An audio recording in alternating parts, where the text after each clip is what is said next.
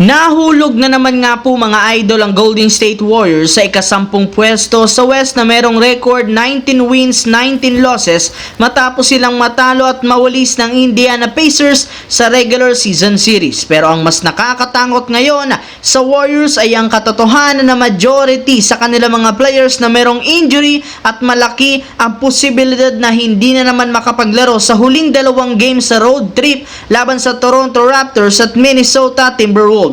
At kung sakaling matalo sila dito, hindi malabo na pulutin sila sa ika-12 pwesto. Kaya ngayon, alanganin ng kalagayan ng Golden State dahil mismong si Stephen Curry na ang nagbabala na kung hindi sila gagawa ng pagbabago, posibleng hindi sila makapasok sa playoffs muli. Ginawa na rin naman ng mga coaches at teammates ang lahat ng bagong game plan at adjustment, ngunit hirap pa rin sila. Kaya nangangahulugan niya na ng nag-iisang paraan upang maisalba ang kampanya ay kung makakagawa sila ng isang malakihang trade na makakapagpalakas ng kanilang lineup. Samantala, opisyal na nga pong pinuspond muli ng liga ang laro ng Lakers at San Antonio Spurs dahil sa nangyayari ngayon sa Los Angeles. May ilang mga miyembro nga po ang sobrang naapektuhan kagaya ni Coach Redick na ginagawang busy ang kanyang sarili sa basketball upang makarelax sa kabila ng nangyayari ngayon. At ayon sa balita ng NBA, maliban sa unang dalawang game ng Lakers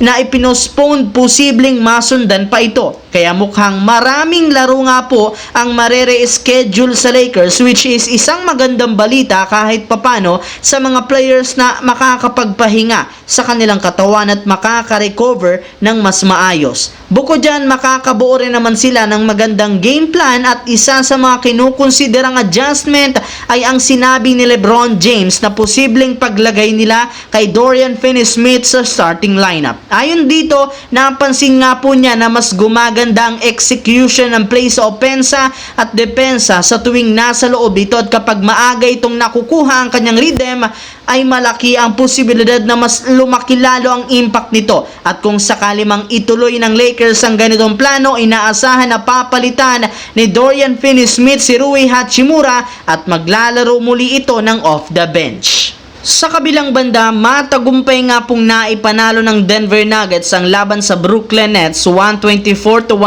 para ma-extend sa 2 games ang winning streak at umangat sa 22-15 ang kanilang record bilang number 4 sa West. Maganda nga po ang kalagayan ngayon ng Denver kumpara sa unang game. At isa sa mga rason ay ang pagiging komportable ni Russell Westbrook at Nikola Jokic. Sa katunayan, sa kanilang game ngayong araw, pareho nga silang nakapagtala ng triple-double. Sa part ni Nikola Jokic, nakakuha siya ng 35 points, 12 rebounds, 15 assists, habang si Russell Westbrook nakapagtala ng 25 points, 11 rebounds, 10 assists. Kaya malinaw na mas solido ngayon ang chemistry ng dalawang ito, kung saan hindi kagaya ng mga nagdaang season ni Russell Westbrook, wala nga ditong nangyayaring sisihan kahit may ilang mga pagkakataon na natatalo at nagkakaroon sila ng nakakadismayang laban.